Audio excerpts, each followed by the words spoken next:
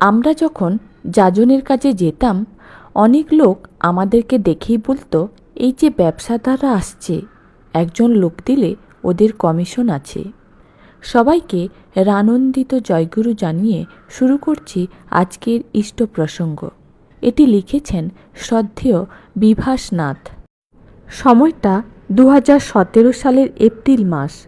পূজনীয় বাবাইদা আমাদের শহর শিলচরে 10,000 দীক্ষা দানের জন্য আসবেন। দিন নির্ধারিত হওয়ার পর সমস্ত বরাকবাসীর মনে এক আনন্দের জোয়ার বইতে শুরু করল। সবাই লেগে গেল দীক্ষার কাজে। কিভাবে দাদার মুখের কথাকে বাস্তবে সফল করা যায়। আমিও লেগে পড়লাম সেই যাজনের কাজে। আমার সাথে যারা যোগদান করেছিলেন ওরা হলেন সঞ্জয় নাথ ভাই, কিরণ দাস এবং পূজা ঘোষ। বাস্তবিকভাবে ওই তিনজনেই ছিল এই কাজের মূল কারিগর। আমি তো শুধু ওদের সঙ্গে যেতাম যদি ঠাকুরের দু একটা কথা লোককে বলতে পারি এবং এই দীক্ষাযজ্ঞে নিজেকে সামিল করতে পারি। ওরা কিভাবে কি করতে হবে, কোথায় কখন যেতে হবে, মানুষকে কিভাবে ঠাকুরমুখী করা যায়, কিভাবে ঠাকুরের সৎনামের সাথে যুক্ত করা যায়, সমস্ত কিছু প্রোগ্রাম করত এবং আমিও ওদের সাথে সাথে যেতাম। নিয়ত এইভাবে করতে করতে ঠাকুরের দয়ায় তারাপুর অঞ্চল থেকে প্রায় 76 জন লোক সংগ্রহ করা হলো। অবশ্য ওই দিন 62 জনকে শুধু সৎনামের সঙ্গে যুক্ত করা হয়েছিল। আমরা যখন যাজনের কাজে যেতাম, অনেক লোক আমাদেরকে দেখেই বলতো, এই যে ব্যবসাদাররা আসছে, একজন লোক দিলে ওদের কমিশন আছে। আবার কেউ বা বলতো, লোক নিয়ে গেলে ওদের পুণ্য হয় ইত্যাদি কথা। আমরা ওদের কোনো কথাতে কান দিতাম না। তখন ঠাকুরের এই কথা মনে হতো। শ্রী ঠাকুর সত্যানুসরণে বলেছেন, তোমার একটু উন্নতি হলেই দেখবে কেউ তোমাকে ঠাকুর বানিয়ে বসেছে, কেউ মহাপুরুষ বলছে, কেউ অবতার, কেউ সদ্গুরু ইত্যাদি বলছে। আবার কেউ শয়তান, বদমায়েশ, কেউ ব্যবসাদার ইত্যাদিও বলছে। সাবধান, তুমি এদের কারোর দিকে নজর দিও না। তোমার পক্ষে এরা সবাই ভূত, নজর দিলেই ঘাড়ে চেপে বসবে। তা ছাড়ানো মহা মুশকিল। এই যাজন কর্মে ঠাকুরের একটা বাণীকে বাস্তবে উপলব্ধি করতে পেরেছিলাম। সেটি হলো, প্রত্যক্ষকে যে গ্রহণ করে প্রকৃতি তাদের সাহায্য করে। এইভাবে দীক্ষার জন্য লোক সংগ্রহ হচ্ছে, কিন্তু ওদেরকে যথাসময় মন্দিরে কিভাবে নিয়ে পৌঁছাবো এই কথাটা মাথার মধ্যে ঘুরপাক খেত। এই দীক্ষা প্রার্থীর মধ্যে এক দাদা, নাম বিমল দাস্তা, পেশায় গাড়ি চালক। উনাকে এই সমস্যার কথাটা বললাম। উনি আমার প্রস্তাবে এক কথায় রাজি হয়ে গেলেন যে উনার গাড়িতে দীক্ষা প্রার্থীদের নিয়ে আসার ব্যবস্থা করবেন। বিনিময়ে উনি কিছুই চাইলেন না। আমি ভারমুক্ত হলাম। সেইক্ষণ আবার ঠাকুরকে নতুন করে উপলব্ধি করতে পারলাম আর মনে মনে গাইলাম, পরমেশ কে বা জানে মহিমা তোমার। এই কাজের আরেকটি ঘটনার কথা উল্লেখ করছি।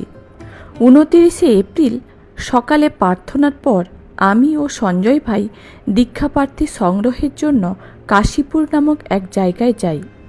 আকাশ মেঘাচ্ছন্ন। অনেক দিন থেকেই এইভাবে প্রতিকূল আবহাওয়া চলছে। অল্পক্ষণের মধ্যেই কালবৈশাখী ঝড় বৃষ্টি এসে হাজির হলো। কর্মে বিরাম নেই। তার মধ্যে দিয়েও আমরা আমাদের পথ চলাকে চালিয়ে যাচ্ছিলাম। তার দয়ায় 4 জন দীক্ষাপ্রার্থী প্রস্তুত করে নিলাম। এই বৈশাখী ঝড় দেখে তখন সঞ্জয় ভাই বলল, আজ বিকালে মন্দিরে গিয়ে প্রণামী দিয়ে ঠাকুরকে প্রণাম করে বলবো, হে ঠাকুর, কাল যেন দিন ভালো হয় এবং প্রখর রোদ যেন থাকে, তার সঙ্গে সকালে কারেন্ট যেন না থাকে।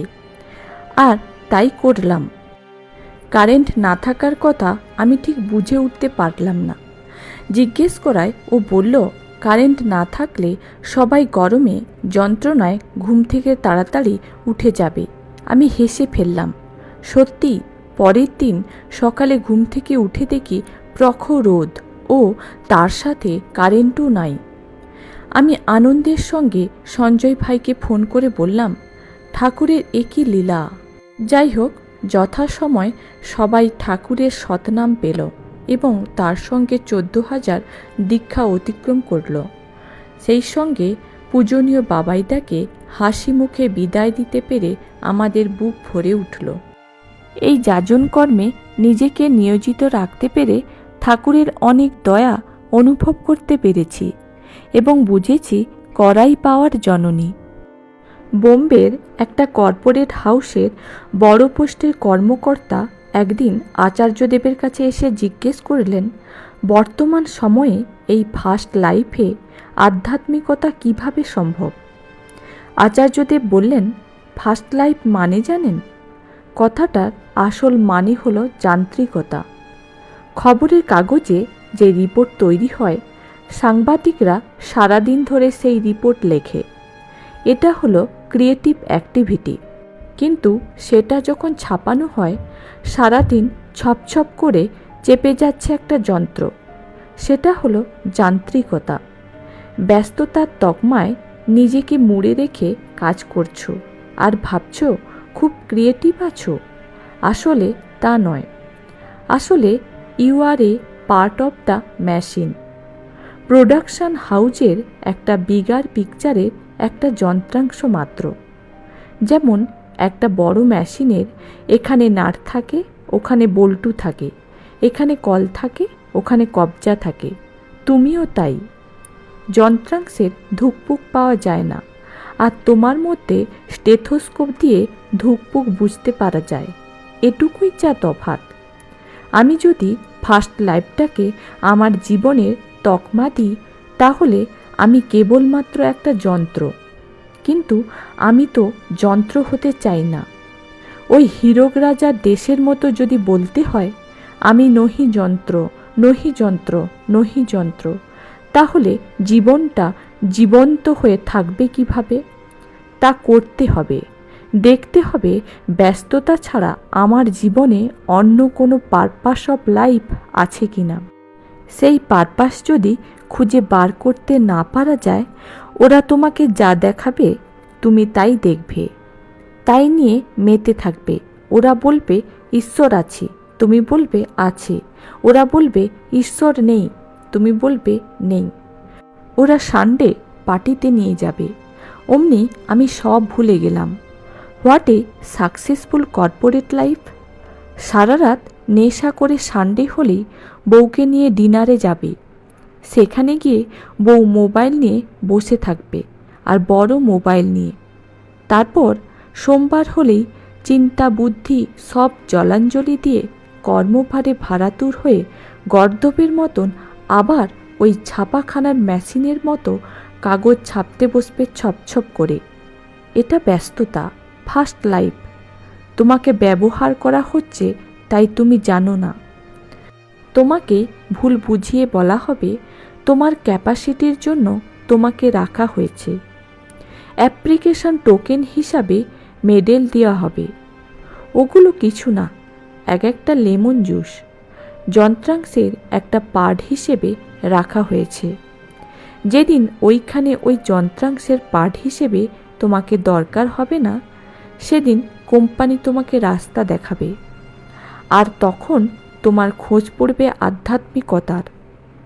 তাই ব্যস্ত বলে কোনো কথা হয় না।